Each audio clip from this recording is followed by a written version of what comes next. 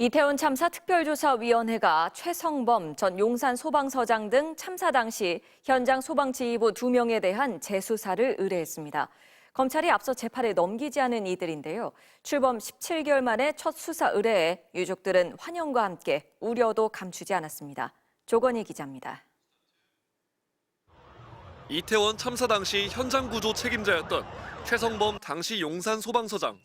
지난 2023년 경찰 특별수사본부는 최 전 서장이 소극적으로 대응해 피해가 커졌다며 업무상 과실치사상 혐의로 검찰에 송치했습니다. 하지만 검찰은 최상의 결과를 낳지 못했지만 사고 후 곧바로 현장으로 이동해 구조에 착수했다며 재판에 넘기진 않았습니다. 이렇게 처벌을 면했던 최 전 서장에 대해 이태원 참사 특별조사위원회가 전격 재수사를 의뢰했습니다. 최 전 서장과 이봉학 당시 현장지휘 팀장을 업무상 과실치사상과 직무유기 혐의로 다시 수사해달라고 한 겁니다. 재난 상황에서 반드시 행동해야 될 의무가 적절히 이행되었는지를 판단하는 형사적인 판단이 필요하다고 봤습니다.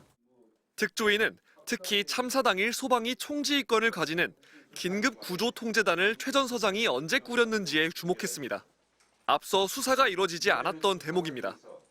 특조위는 최 전 서장의 당시 무전 녹취 등을 토대로 참사 당일 밤 11시 25분이 되어서야 긴급구조통제단이 가동됐다고 확인했습니다.